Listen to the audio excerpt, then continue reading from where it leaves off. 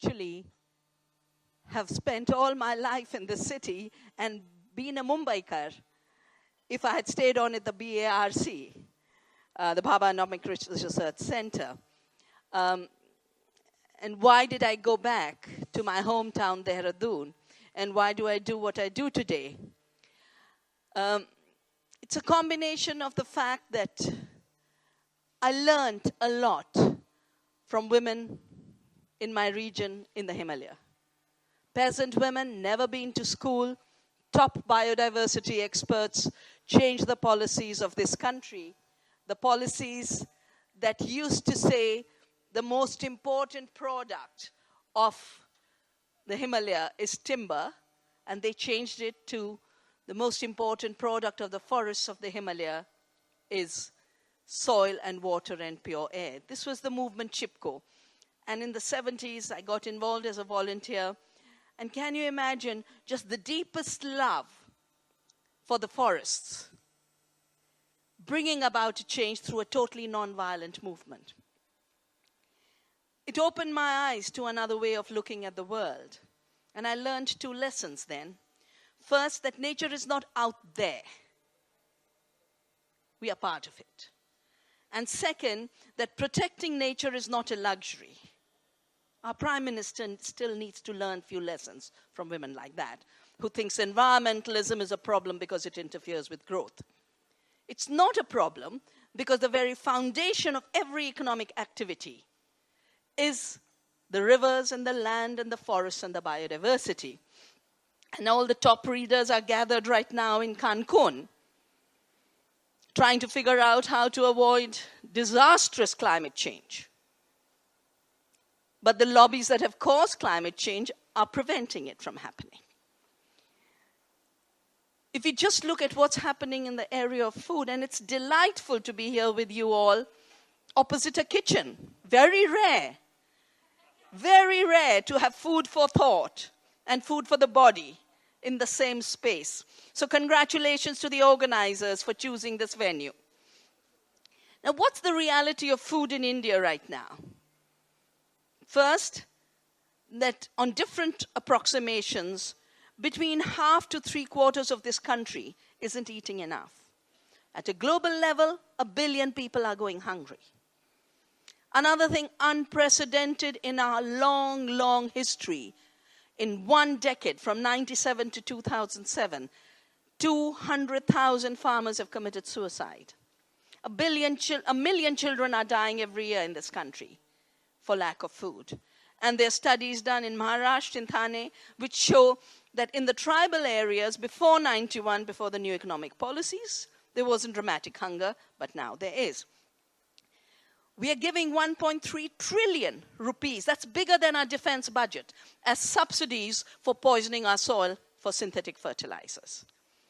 You add up all these things that seem to be different aspects. Some people look at children's malnutrition, some people look at climate change, some people look at land. It's all interconnected, and it's all interconnected through a very perverse way of thinking that we have inherited from a highly patriarchal form of thought. Capitalist patriarchy gave us first the assumption that nature is dead when it's very much alive. It's the first error we need to correct, and women are correcting it. Second, you have to declare nature dead to establish man's empire over nature, always man's empire over nature.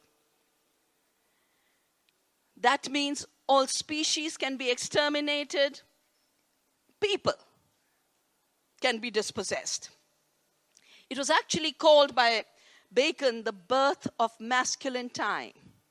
Literally, they shaped a way of thinking that would be a masculine mode. But it obviously robbed the men of half their brain and women of all of their thinking, till now we have a resurgence of a holistic thought.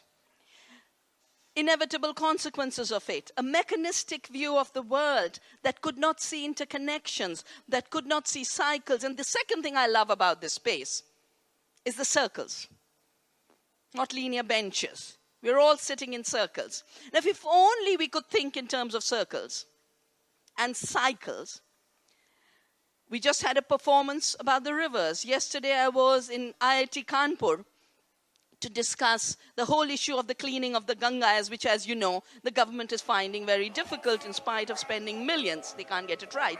But they can't get it right because they've broken the cycle. The cycle of our nutrition that should go back to the land is today going as pollution to the rivers. If only we corrected that through good town planning, good sanitation, we'd have no problem of soil fertility, and we'd have no river pollution either. Another very, very important problem, that kind of mechanistic thought becomes blind to diversity. I have called this the monoculture of the mind. And this starts to do a number of things. You destroy food systems and you say you're growing more food. If you were growing more food, there wouldn't be 1 billion people starving. If the Green Revolution had given us more food, half of India wouldn't be starving today. The monoculture of the mind has succeeded in transforming this country from a land of abundance in pulses and oilseeds and cereals and millets into a land where we are importing dals, and we are now making fake dals. I notice all of you have Apple computers. So Apple gave us iPod, it gave us iPad, it gave us iPhone, and the government's giving us an iDal, which is not a dal. It's basically soya bean reconstituted and colored yellow. Now, if we're going to try and fake ourselves on food, the point is we can fake the supermarket shelf, we can fake the consumer, but we cannot fake the body. And I know we will hear a lot more about this from Vijaya Venkat, who has spent a lifetime trying to talk about the truth of nutrition. We use 10 units of inputs to produce 1 unit of food. How inefficient can it be? And then we are creating scarcity. Scarcity by turning seed, for which 1 seed gives 1,000. And the reason the millets, which are the forgotten foods, as we call them in Navdanya, the reason they're called millets is because each seed gives 1,000,000 seeds. That's all that is shared between the family of crops called the millets. We now have brilliant ways to prevent multiplication of seed. Genetic engineering, terminator seed, patenting, which makes it illegal for farmers to save their own seeds. That is behind the farmers' suicides. The high-cost seed, high-cost chemicals, debt, and indebtedness then leading to the suicides we witness. So how are we changing this genocidal and ecocidal system that is both destroying the land, the water, the biodiversity, the lives of our farmers, the lives of our children?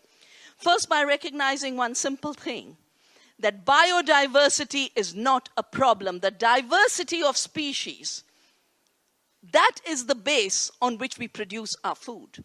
You kill the soil organisms, you won't have food. You kill the bees and pollinators, you won't have food. And the beauty of it is each of us can be the change we want to see in the way food is grown. Today, industrial farming is giving us climate change, water pollution, water waste. It's destroyed biodiversity. We used to eat 8,500 crops. We are eating 8 commodities. It's destroying, of course, the farmers and public health. But eating is an ecological act. Eating is an ethical act. Eating is a political act. And eating is an agricultural act. And the separations that have been made between those who grow the food and those who eat the food, if only that link could be closed the way we are trying to close the loop in Navdanya, miracles start to happen. Miracles like the paradox that the more you eat biodiversity, the more you grow it. But if you don't eat the millets, who will grow it? If you don't ask for the authentic dal, it won't be grown in this country. And we've seen the way the government is going, we're not going to get clean, honest policies for a while. It depends on citizen action to make the change. The other thing that agriculture connects to all of us is the fact that in the act of eating, you are actually becoming partners with the farmer. There is a very false way of thinking that's saying that agriculture is something that can be forgotten, you know, and they have another linear line. Agriculture, industry, and we are working in a space that used to be a factory, and then services. But show me a person who is in a software company who has stopped eating. You still need the food. And the fact of forgetting about agriculture, forgetting about our farmers, forgetting about the seed, forgetting about the soil, is at the root of the huge food and agrarian crisis. You are privileged, you don't suffer it. But the producers are the worst sufferers of the food crisis. I can't go into detail about how that happens. All I can do is invite you to join this revolution for life that women are leading. Food, after all, is life. And every one of us eats 2 or 3 times a day. The greedy might eat many more times. But every time you eat, you can make a massive change. You can throw your weight behind ecosystems, behind diversity, behind farmers, or you can throw your weight behind greed, behind super profits, behind ill health that is killing both this planet and people. Make your choice. It's easy. We've done it. And it's just a matter of eating right and thinking holistically.